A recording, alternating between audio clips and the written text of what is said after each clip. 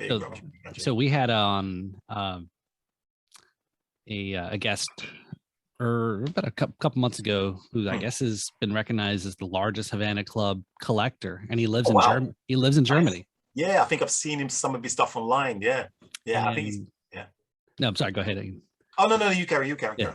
And it was just like, it's like, how did by ways of Cuba and we had a pretty good discussion about how the Havana Club, as I know it here in the States, and where he knows it, and then a whole history. And again, I think rum, lots of things gets us to have a discussion about deeper things, and and like Havana Club, the history and the story behind it, as well as your company too. It's great that there is some, there's a heritage, there's a history, there's a meaning behind it, rather than, maybe, company just making it and selling it, right?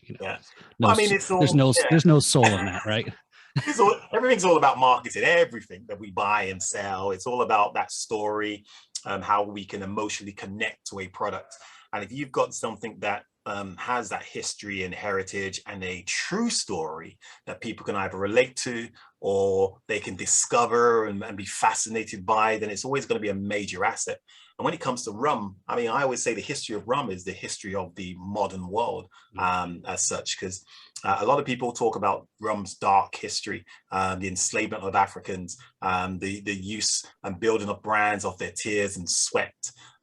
But when people then focus on that and they say to me, oh, aren't you, I remember someone saying to me that you feel a bit of a shame that you're a rum ambassador and you're getting people to drink rum after it was built on the back of your forefathers, your ancestors. And I'm like, no, because I understand that a lot of rum companies were built on the back of enslavement of Africans, but then so was most other businesses, right? Like the banking system, mortgage companies that were selling land, tobacco, cotton. There are so many other things that were built on the back of the enslavement of other people, enslavement of Africans in this case. But we can't just be picking on just rum. And the reason why rum is isolated or always focused on, because rum is made from sugarcane and sugarcane plantations. There's always a focus of, when we are talking about the work process of how Africans were used around. And I mentioned cotton and tobacco. We always forget about cotton and tobacco, especially in mainland America.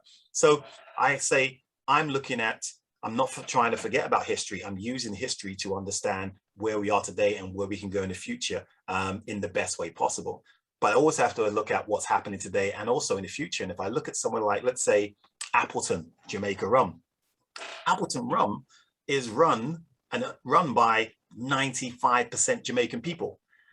You go to the distillery, it's Jamaicans. You go to the front gate. My uncle used to work at the front gate. It's Jamaicans. Process manager, Jamaicans. The rum is made by Dr. Joyce Spence, the first female master blender in the spirits industry. She's a Jamaican. Her understudy, Dave Morrison, he's a Jamaican. So it's Jamaican people running that. Now the company, J. Ray Nephew, is owned by an Italian company, Campari. They saw the potential in this. So they've said, let's invest it. And it's a business thing. Let's invest money into this rum to make it even bigger, and let's make more money from it. But hey, if they're making more money from it, that means the Jamaicans are going to make more money from it. And every bottle of rum, Appleton rum, that is sold, that is money going back to Jamaica's economy. So I have to look at that as well. Look at the legacy of the building up of the rum industry. It's understanding where it came from, appreciating where it is today, and let's learn from our mistakes to make sure our future, the rum future, is better. And we have more people of color running and owning companies, because the only reason why they don't is because the distilleries have been passed down from generation to generation by the family members or the big families, corporates. So yeah, so it's, and that's what I try to explain to people. Enjoy rum for what it is now, and then let's make better decisions for the future. Because there's a lot of bad decisions that was made, a lot of bad things happened in the past. So let's use that knowledge that we have there to focus on making it good now and progressing in the future.